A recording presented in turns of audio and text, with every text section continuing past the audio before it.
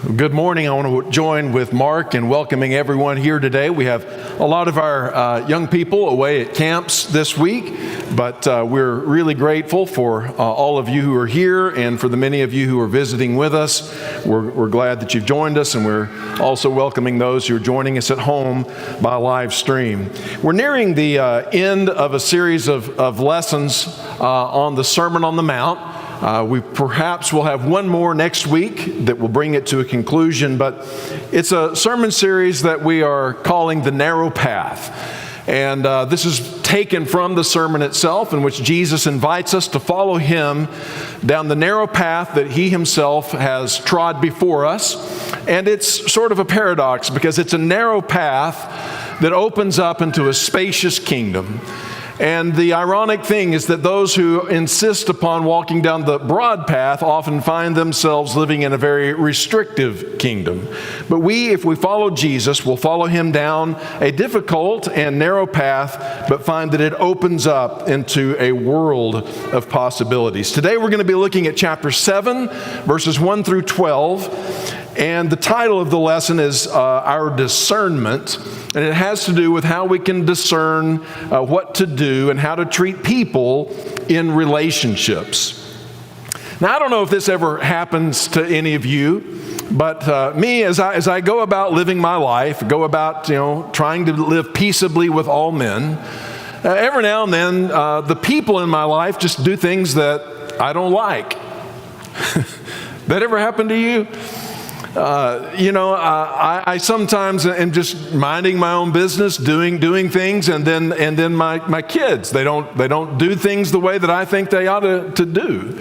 And when they were really small, I could just kind of make them do the things that I wanted them to do. I can't make them do the things that I want them to do any longer.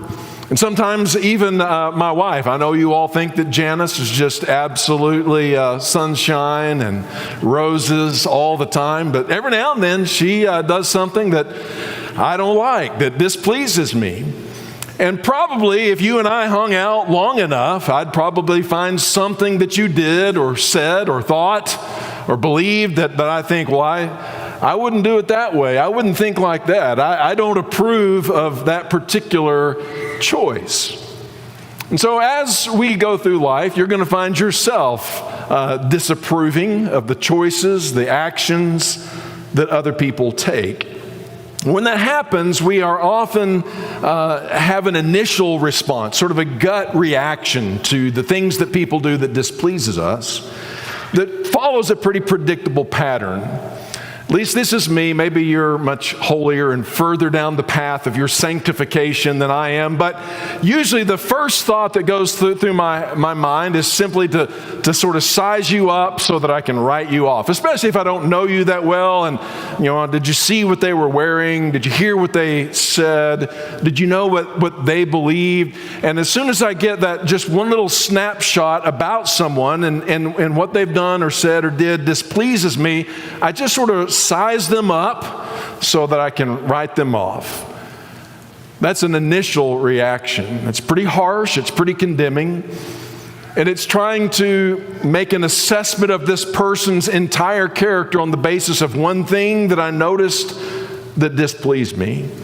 The second thing that I might do if I decide that, I'm not really ready to just completely write them off, I want to show them a little bit of grace, and so I think there's something redeemable about them. Maybe they're just a diamond in the rough, and so what they need is they need to come to me for counsel. And if they'll just come and sit down and listen to the pearls of wisdom that dribble forth from my lips, I think I can straighten them out. And so I want to tell you the things that you need to hear so that you can now live a life that would be pleasing unto me. And if they are unwilling to listen to those words of wisdom that no doubt I have shared with them, if they show resistance to that, then I'm ready to just move in for the kill and just say, okay, now I'm just going to give them a dose of their own medicine. If they're going to act in a way that displeases me, I'm going to act in a way that displeases them. I'm going to show them what it feels like. I'm going to do unto them as they have done unto me. This is the way, the broad way that many live their lives.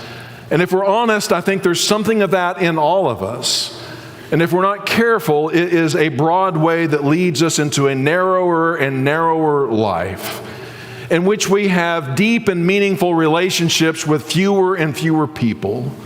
And even in our own households, even in our own workplaces or schoolmates or church, we find ourselves in a place where we're just constantly on edge and against each other. But in the Sermon on the Mount, Jesus shows us a better way, a way that leads to fewer regrets and has the potential to dramatically impact our relationships for the better. And it's summed up, I want to begin at the end in verse 12, which I think is the thing that Jesus is driving toward in the first 11 verses, which we're going to go back and work our way through.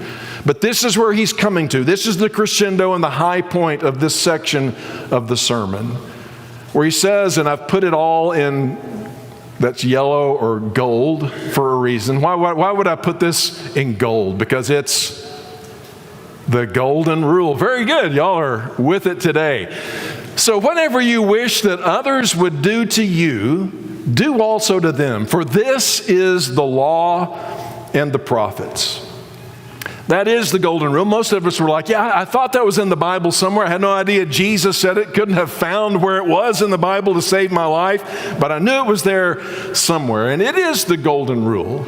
And I love the fact that Jesus tells us here that really, if you understand the Old Testament, the law and the prophets, which is a way that the Jews would speak of the entirety of the Old Covenant, all of it was driving toward this one idea, that it's teaching us how to treat other people the way that we would want to be treated ourselves. And this is the ethic by which we ought to live our lives. This is the relational ethic by which we ought to live our lives. And to the degree that we do so, we will see the quality of our relationships increase. And to the degree that we do not do the things that Jesus says, we listen but we don't obey, to the degree that we disobey this teaching, the quality of your family life, your church life, your work life, your relationships with people in your life are going to unravel, weaken, and become increasingly damaged.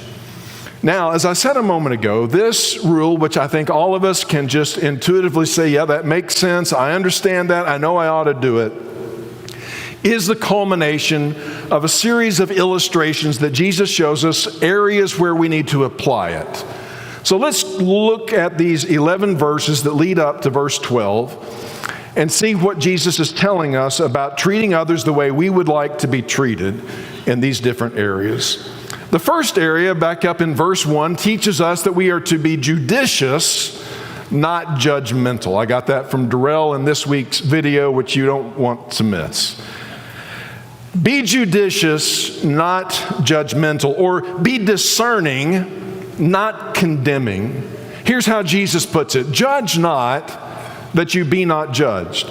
Now that's as far as a lot of people go, or really they don't even go that far. They just say, the Bible says judge not. Jesus says judge not. And we usually use that expression when I feel like you're judging me. But this isn't Jesus talking to you when you feel like you're being judged by someone else. This is Jesus talking to you when you feel like judging someone else. And he's telling us not to tell other people, don't judge me. Jesus said, don't judge me. He's telling us, which is in itself, ironically, a what? A judgment. I feel like you're judging me, and the Bible says you shouldn't do that. So I'm going to violate the principle that I'm trying to articulate.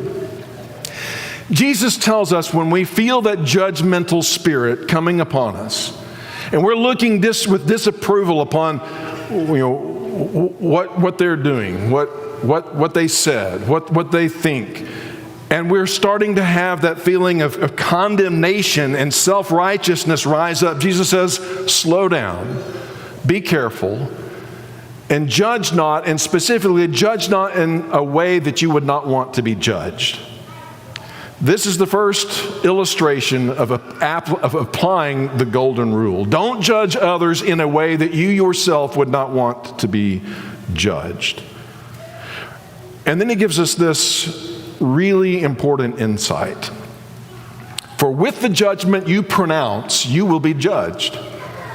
And with the measure, the standard of measurement that you use on others is the standard of measurement that will be used on you. And I think that that's likely to be the case in the great judgment day, which is a terrifying thought, especially for those who are very harsh in condemning, those who look at outward appearance and very quickly come to a snap judgment and condemn people without pity. That's a terrifying thought. To think that that would be the standard of judgment that would be applied to me on the day when I stand before the Lord. Who among us could bear it? But it's not only perhaps something that's looking forward to that great day, it's something that happens every day. And for some of us and some of you in your households, this is a daily occurrence. There's quick, harsh, censorious, and self-righteous judgment that you've measured out, and you've done that so many times that now everybody is responding in your household to you in the same way, and everybody is judging the other in a way that you don't want to be judged yourself. And it's a broad way that leads to great restriction. But Jesus is inviting us to walk the narrow way of rejecting this kind of judgmentalism in order that we may inhabit the spacious kingdom that He is inviting us to live in. Now, He's clearly here not prohibiting all kinds of judgment or discernment. Jesus Himself, throughout the Sermon on the Mount, has been exercising discernment, making judgments. He's told us, when you give of your alms, when you give to the poor, don't be like the hypocrites who like to do it out on the street corner to be seen of men. He's seen that and He's made a judgment about that and tells us not to do it that way. He said, don't pray like the pagans who with their many words think that they will finally prevail upon God to see things their way. He says, don't do that. And then a few verses later, in fact, in verse 13, He's going to say that we need to have the discernment to distinguish between the false teacher and the good teacher.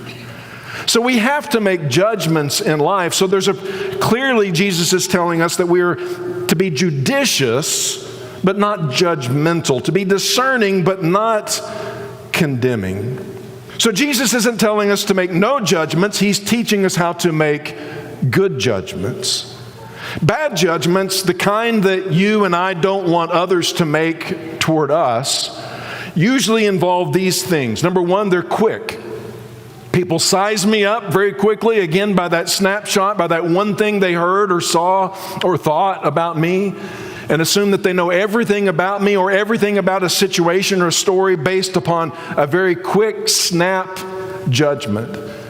And we don't want to be judged that way, and we ought not to judge others that way.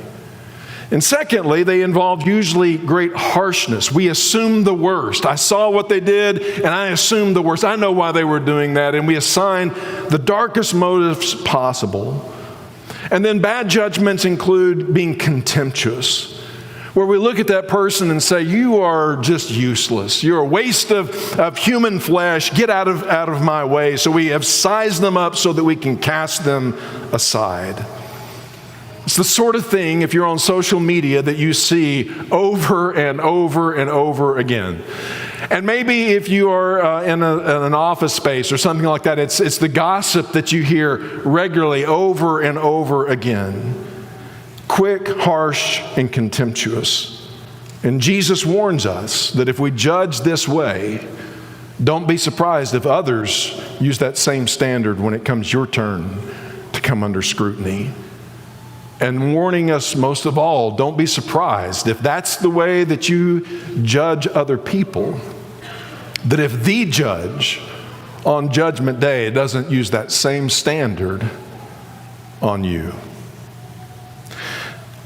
He goes on then to explain how we can become a discerning person who is capable of making helpful judgments. And we do that by considering ourselves before correcting others. So consider yourself before undertaking to correct others. You've noticed something about them that's off. Something's wrong, and something needs to be said or done. But before you do that, consider yourself and correct yourself before correcting others. Here's how Jesus says it. Why do you see the speck that is in your brother's eye, but do not notice the log that is in your own eye? Or how can you say to your brother, let me take that speck out of your eye when there is a log in your own eye? Now, as many have pointed out, this is one of the instances in which Jesus is clearly capable of using humor. This is an exaggerated story, and it is funny because it's true, isn't it? So often it's the case. We notice something off about somebody else, and we're just very quick to try to fix them, to judge them, blissfully unaware that sometimes the very thing that they're guilty of is something that we're guilty of. Or maybe in the case of religious folks, we're sometimes really quick to judge others for doing things that we kind of wish that we could do. And since we don't get to do it and they're doing it, we want to really be quick at judging them. But in our hearts, we wish we could be doing the same things. But he goes on and he says in verse 5, you hypocrite. What is hypocrisy? Well, according to Jesus in this statement, hypocrisy includes judging others when we ourselves have a problem that needs to be addressed.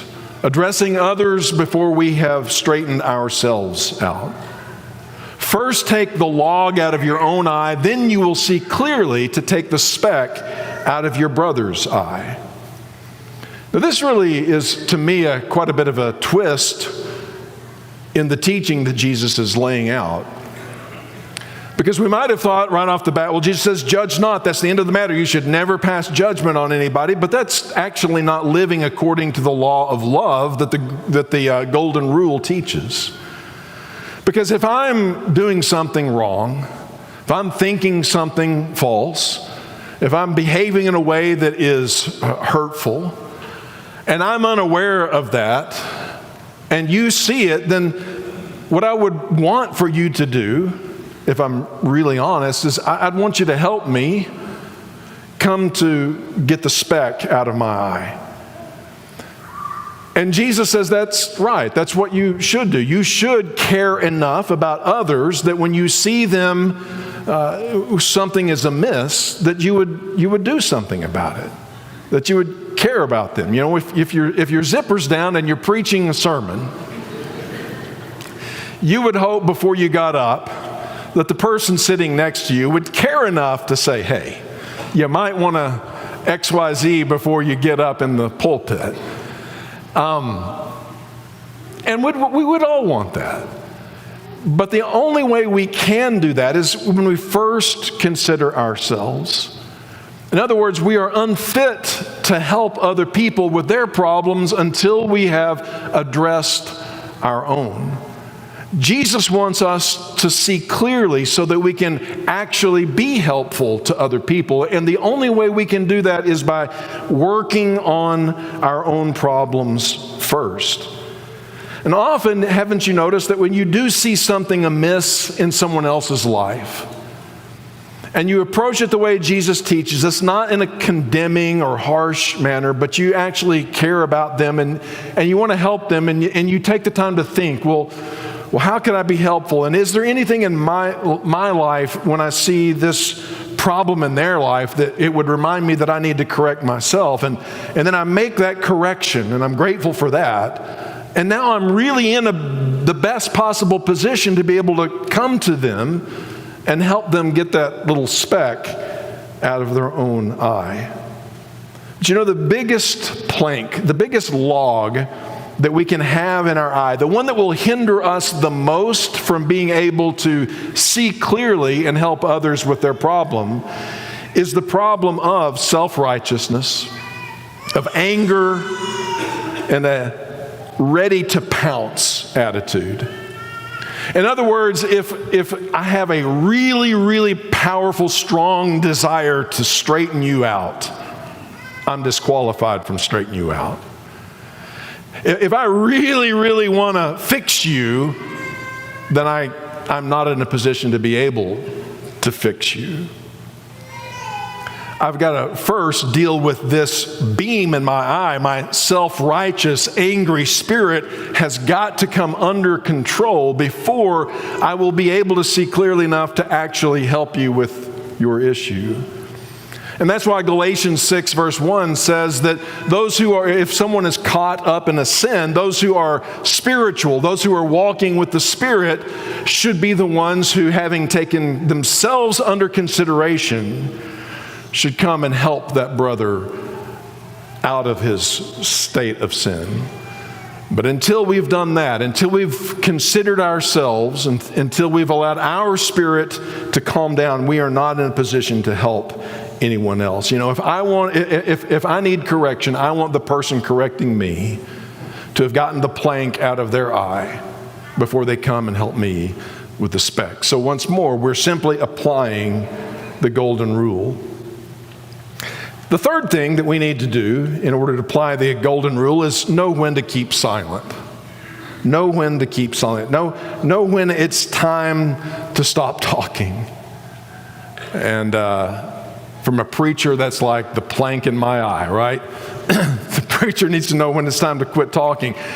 Know when you have said enough. Here's again how Jesus puts this. Do not give dogs what is holy, and do not throw your pearls before pigs, lest they trample them underfoot and turn and attack you.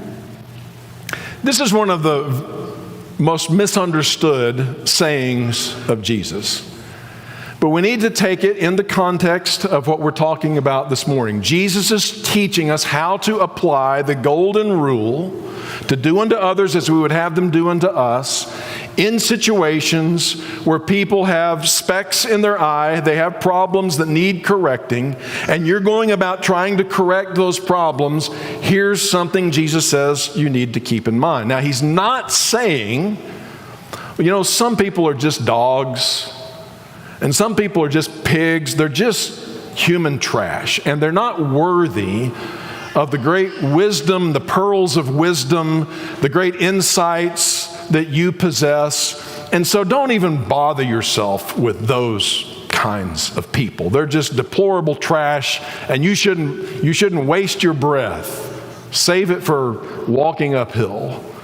That's not what Jesus. What could be more out of order with everything that the Sermon on the Mount has been teaching us than that interpretation? And yet that's often what you hear people say. I think that what Jesus is saying instead is not that some people are just dogs and pigs and not worthy of the gospel or worthy of your advice. But what is a pearl to a pig? And what is holy things to a dog? Well, they're worthless. They can't use them. You come to a pig, if you've ever spent much time around pigs, and you start trying to dispense to them this pearl that you've got. They don't appreciate it, but they also can't use it. It's absolutely of no value to them. They don't perceive its worth. And here's the point. Sometimes when you're trying to help somebody with that speck in their eye, they've got a problem, they need some correction, and you have done the work already. You've calmed down, you've got the log out of your eye, you're genuinely trying to help them, and you are giving them good advice. You're giving them pearls, you're giving them holy things.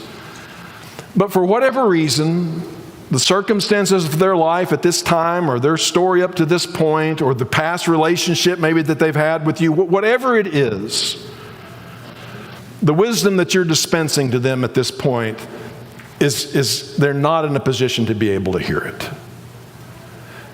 And what you need to be able to do at that point is to realize, I need to stop.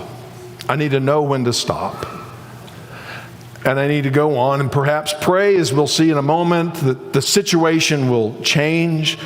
But for now, if I just keep giving them my words of wisdom, if I can just say one more thing, or maybe if I can say it a little bit louder, that it'll finally get with it. As long as they're in a position where they can't receive what you're saying, the more you say it, the more forcefully you say it, the more clearly you say it, they are going to perceive you and the good advice that you're giving them as their biggest problem. And don't be surprised if they turn on you and attack. You're not helping them, you may be hurting yourself, and you're probably just hardening the soil of their hearts, making it even harder for them to ever be able to receive the good word, the truth, the holy thing, the pearl that you're trying to plant within their heart. Have the good sense to notice when people just can't take any more of your advice. Parents, that's really important. Yes, bring your children up in the nurture and admonition of the Lord, but recognize their limitations. Recognize the issues that are there, and don't harden their hearts by just pushing things down their throat that you can tell as plain as day they are just not able right now to absorb this. And yeah, you want to be ready to give an answer for the hope that is within you to your neighbor, to your friend, to your coworker, but you've also got to have the good sense to know that timing is everything, and that some stages it's like trying to push a pearl on a pig, and this is not helping, and I need to know when to keep silent. Well, what do you do then? And finally, Jesus says, the fourth thing that you would want to do unto others, that you would want done, that you should do unto others because it's how you would want them to treat you, is not keep pushing your pearls. You don't want people doing that to you when you can't hear what they're saying. So what can you do? Well, you can ask rather than demand. Ask rather than demand. I'd never thought of it this way, but in his book, The Divine Conspiracy, Dallas Willard, I think, has a take on this that's really good. And that the asking begins perhaps with the idea of asking the other person. And then that just naturally turns to asking God, where we are asking other people rather than making demands on other people, rather than insisting that they hear us. We invite them to change. And if they resist that word even, we easily turn our direction away from them and up to God and ask the God who can change hearts to work in their lives. Here's how Jesus puts it. Ask and it will be given to you. Seek and you will find. Knock and the door will be open to you. For everyone who asks receives, the one who seeks finds, and to the one who knocks it will be opened. Then he says, or which one of you, if his son asks him for bread, will give him a stone? If he asks for a fish, will give him a serpent? So then, if you who are evil know how to give good gifts to your children, how much more will your Father who is in heaven give good things to those who ask him? Asking people to change, asking people to correct their ways, asking people if they've noticed that there's this problem, and to perhaps do something about it, has a way of uniting you to the other person. You're standing together with them. Whereas when we make demands upon other people, we immediately put ourselves in opposition to them. And so we ask, and I've been astonished in life, haven't you, when I, from a proper frame and motivation, ask people how often I get what I've asked for. Not only with people, but the same way with God. I'm not assuming that I have the right to make demands on you or that you have to listen to the things that I'm saying.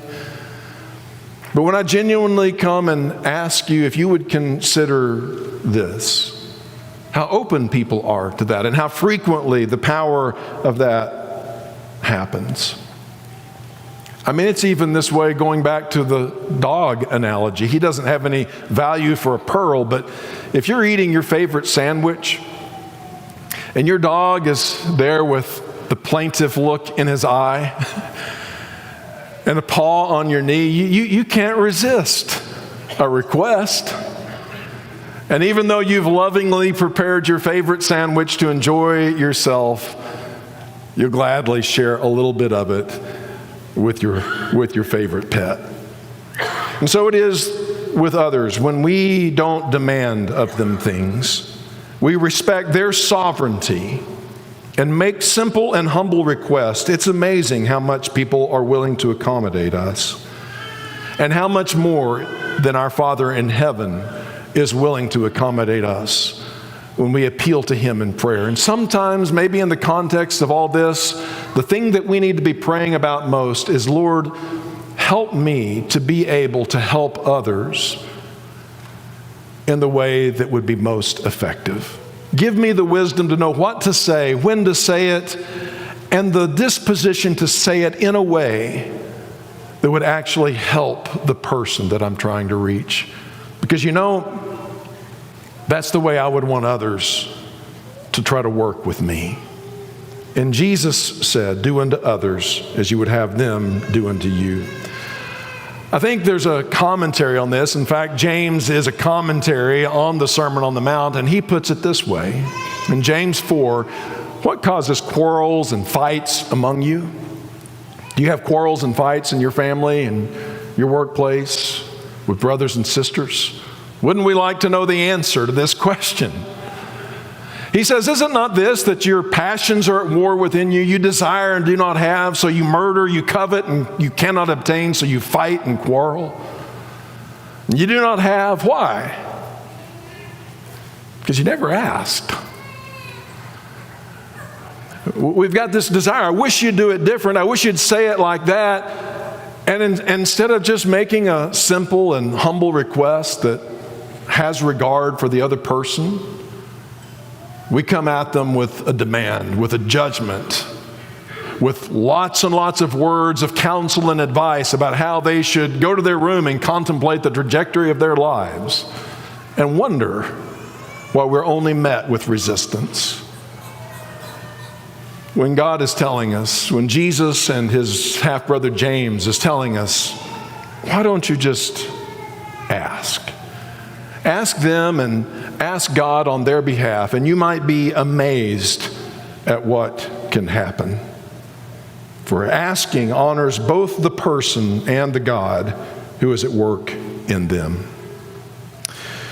So in the end, here we are where we began in verse 12. In all of these things, all of these areas of interpersonal conflict that we all encounter in life, just do unto others what you wish others would do unto you. So let's not size people up so that we can write them off. But let's consider ourselves in light of the error we perceive in them. Remove the logs from our own eyes, and then with clarity of vision and in a spirit of gentleness, help our brother, our sister, get the speck out of their eye. And in the process of doing so, know when we've said enough, not pushing our pearls on unreceptive ears. And when you'd like someone to change, just ask them and ask God.